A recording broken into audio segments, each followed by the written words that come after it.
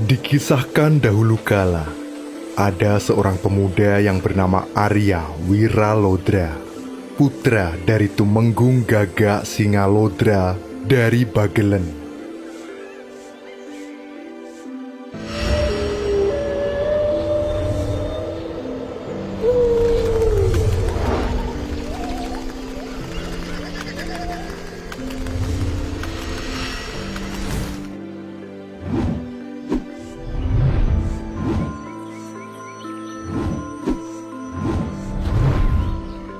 Raden Wiralodra gemar melakukan olah kanuragan dan tapa brata.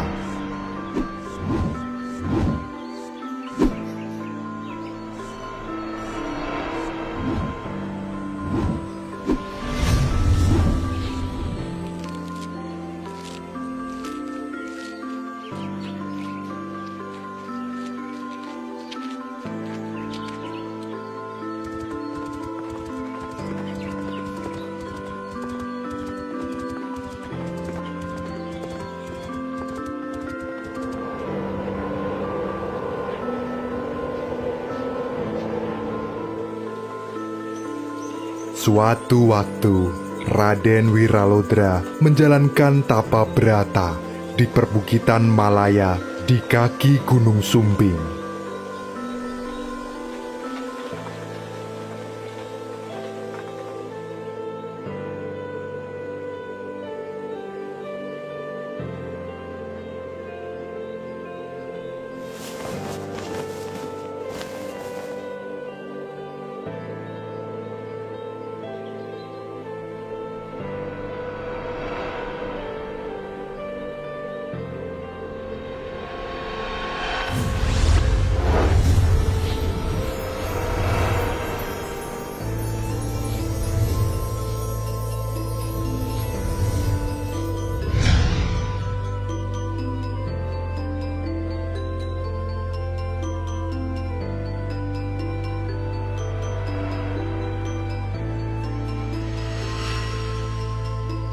Setelah 3 tahun bertapa, dia pun memperoleh sebuah wangsit.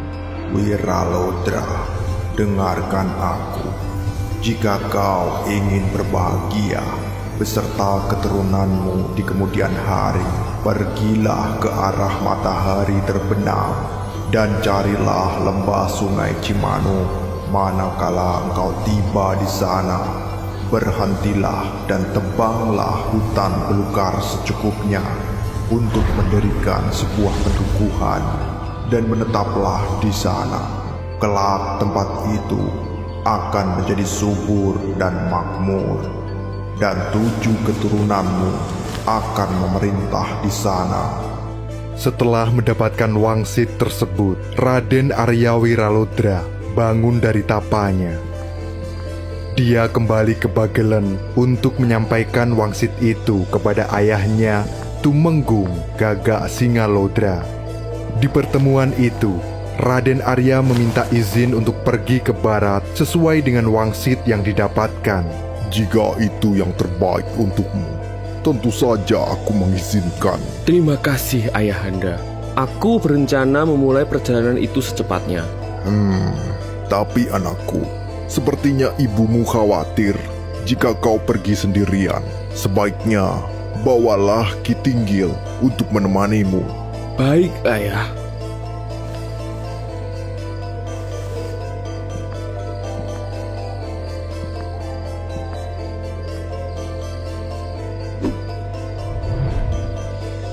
Setelah mendapatkan restu, Raden Wiralodra menyiapkan perbekalan dan pusaka cakra undaksana untuk dibawa.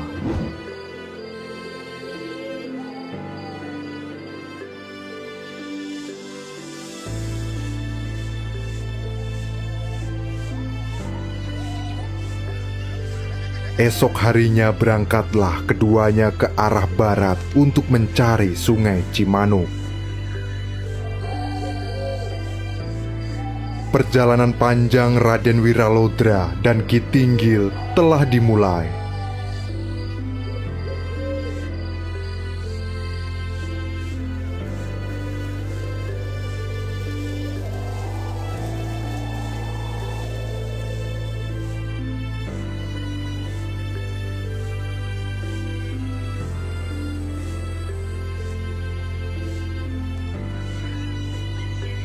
Mereka terus berjalan menuju arah matahari tenggelam.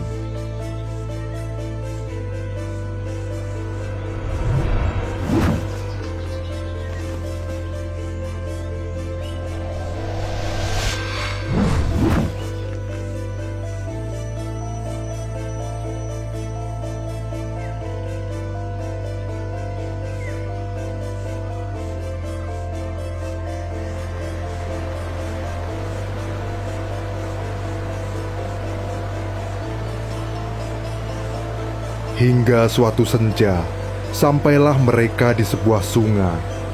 Gembira hati Raden Wiralodra telah sampai di sungai Cimano. Ki Tinggil pun mengusulkan untuk bermalam di tempat itu.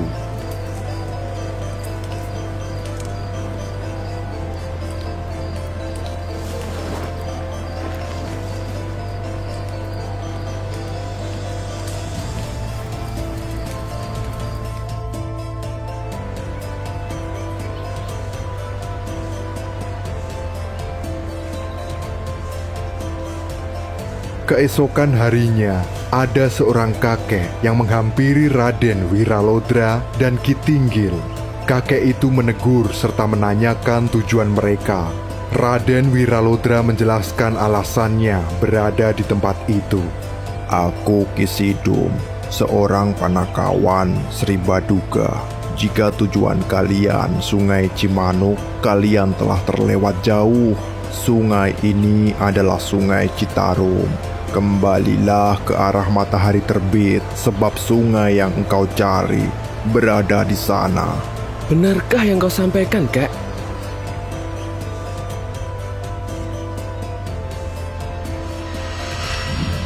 Belum selesai bercakap, kakek itu menghilang dari pandangan mereka.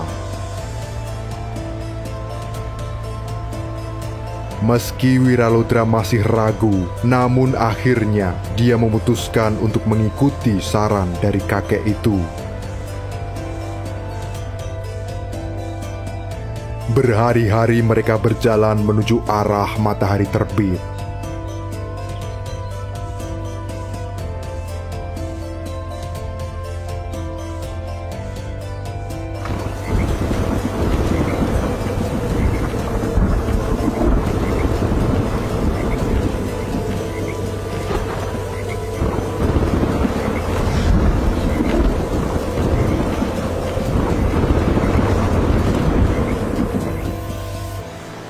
Hingga akhirnya mereka menemukan sebuah sungai besar.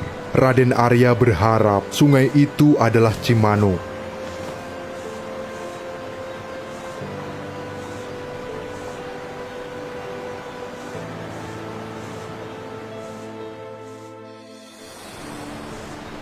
Ketika berjalan menyusuri sungai tersebut, tak sengaja mereka melihat kebun yang luas.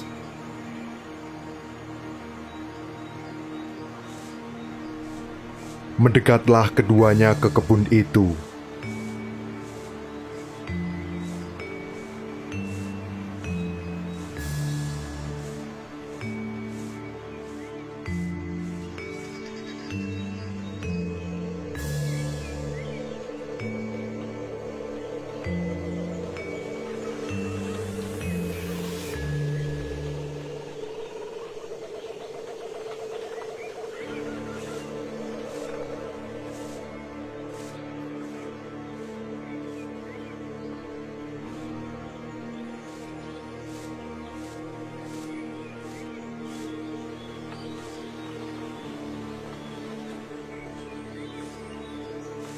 Namun tiba-tiba datang pemilik kebun yang begitu angkuh.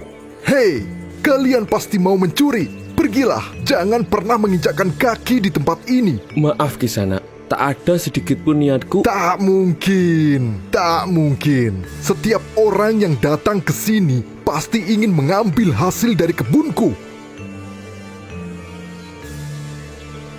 Mendengar kata-kata itu, memuncaklah emosi Raden Wiralodra.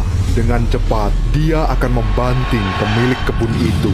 Seketika orang itu lenyap. Raden Arya terkejut dan kebingungan.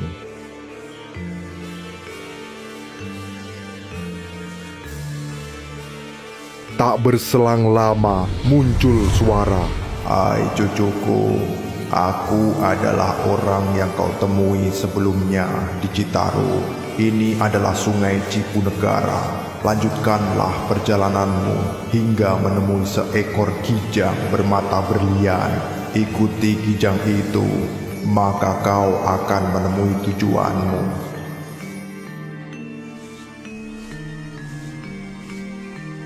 Raden Wiralodra pun melanjutkan perjalanan ke arah timur dengan berpedoman pada matahari terbit.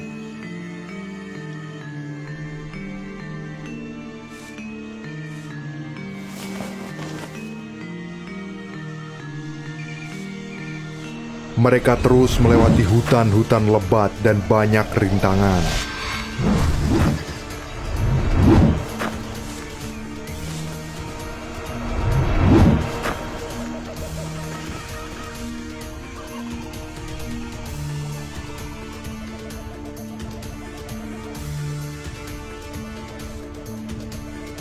Ketika di tengah sebuah hutan, berjumpalah mereka dengan seorang gadis. Gadis itu bernama Dewi Larawana.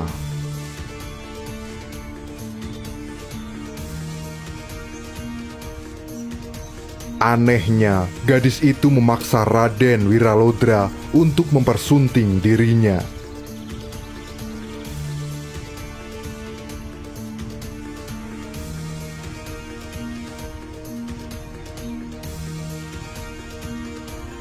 Tentu saja Raden Wiralodra menolak keinginan Dewi Larawana. Hal ini membuat gadis itu geram.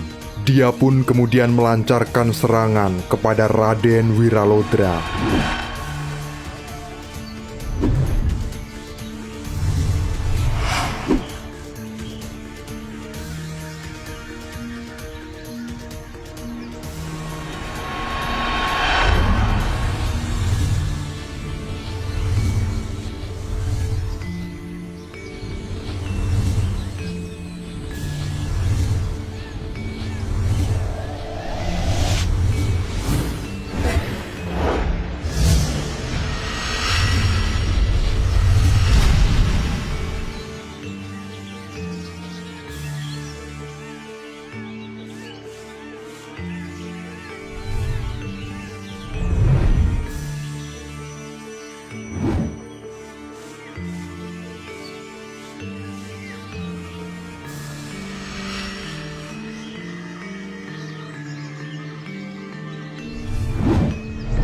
Raden Wiralodra mengeluarkan cakranya dan mengarahkan ke Larawana.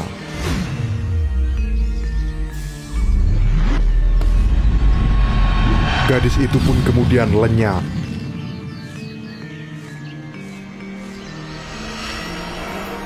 Bersamaan dengan itu, muncul seekor kijang bermata berlian. Raden Arya teringat pesan sebelumnya. Sepertinya inilah kijang yang dimaksud Ki Sidum. Dengan sigap dia mengejar kijang yang berlari ke arah timur itu.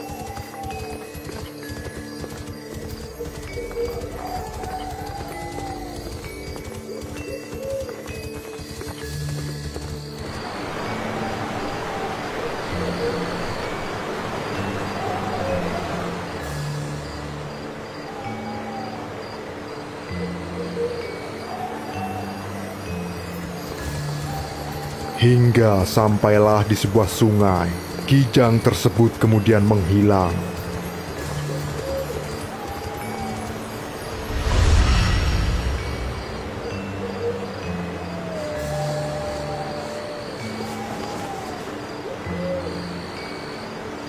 Raden Wiralodra berhenti di tepian sungai karena tak menemukan kijang itu.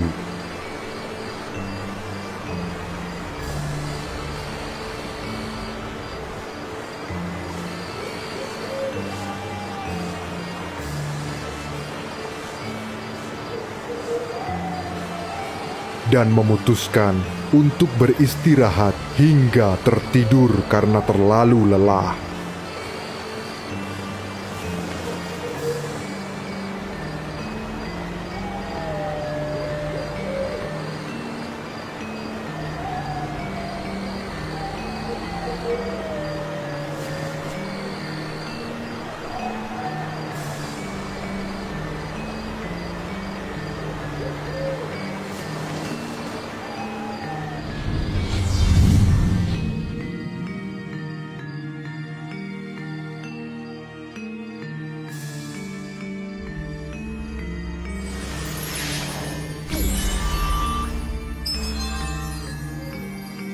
Dalam tidur lelapnya, Raden Wiralodra berjumpa dengan Ki Sidum.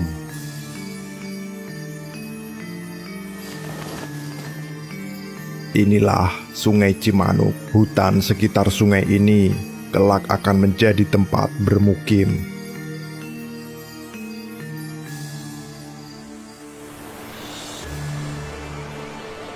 Terbangunlah Raden Wiralodra dari tidurnya bersamaan dengan terbitnya matahari.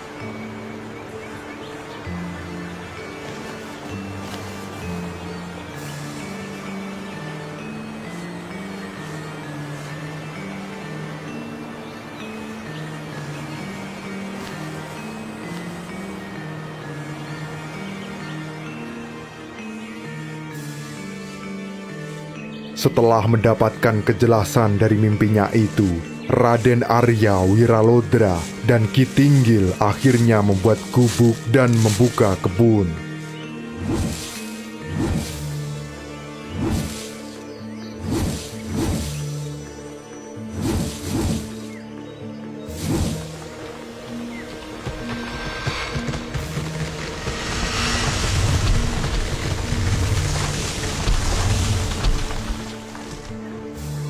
Mereka tinggal di samping barat ujung Sungai Cimanuk, serta menjadikan tempat itu sebuah pendukuhan yang cukup luas.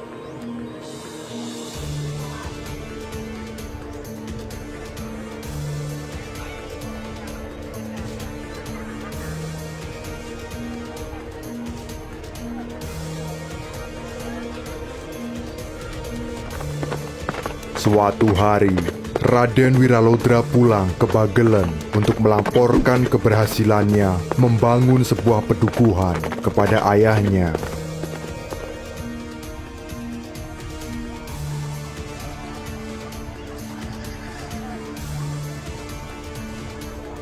Datanglah seorang wanita berparas cantik bernama Nyi Endang Dharma.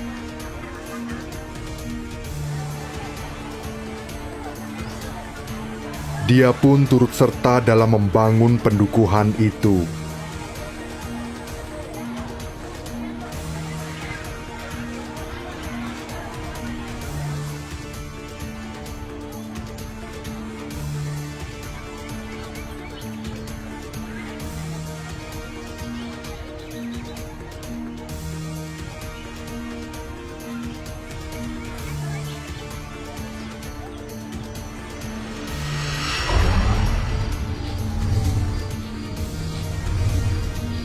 Nyi Endang terkenal sebagai seorang ahli bela diri dan ilmu kanuragan. Bahkan berita tentang kesaktian Nyi Endang Dharma sampai keluar pulau.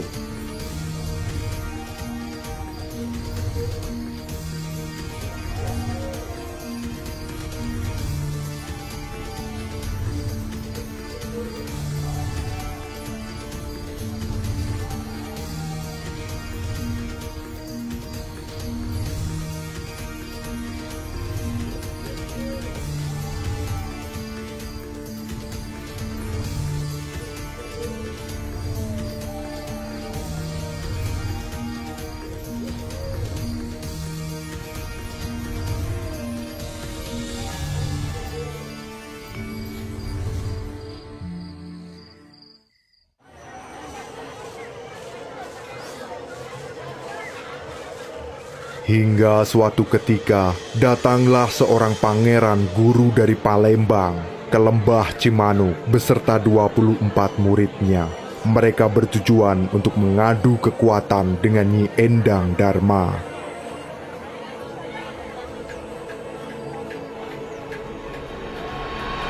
Perang tanding pun tak terhindarkan.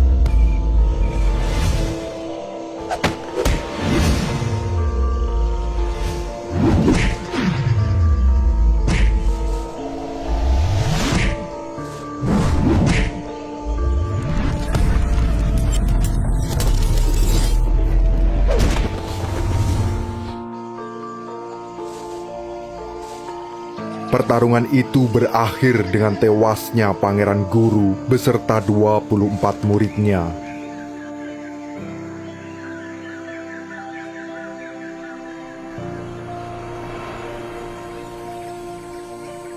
Jasad mereka kemudian dikuburkan pada sebuah tempat. Kemudian tempat itu dikenal dengan Makam Selawe.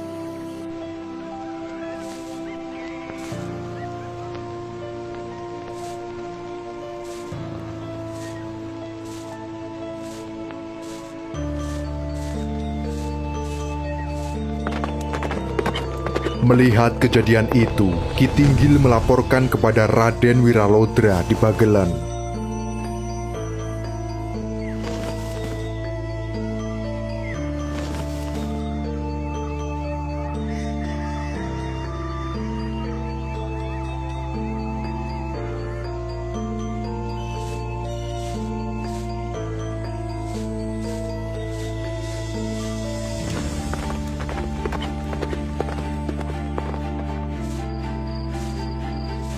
Raden Wiralodra pun kembali ke Cimanuk. Dia tertarik hatinya dan ingin menguji kesaktian Nyi Endang Dharma.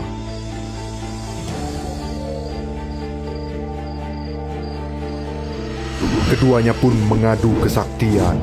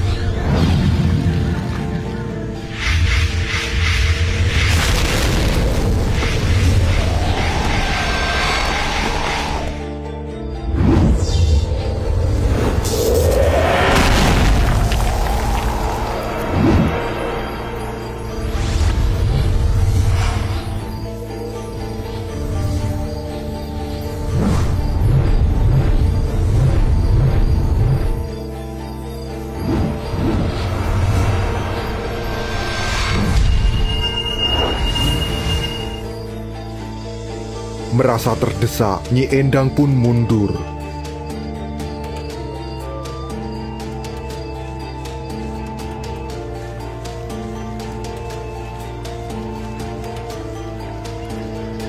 Dia meloncat terjun ke Sungai Cimanuk untuk menghilangkan jejak.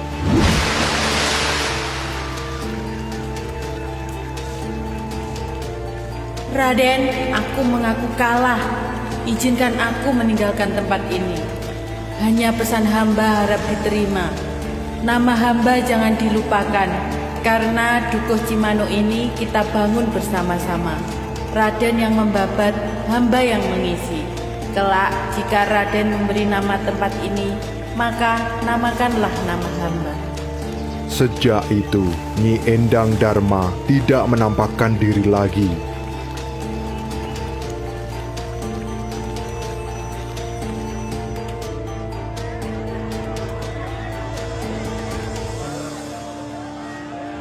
Untuk mengenang jasa orang yang telah ikut membangun tempat itu, maka Raden Wiralodra memberi nama tempat itu sebagai Dharma Ayu, yang kemudian hari menjadi Indramayu.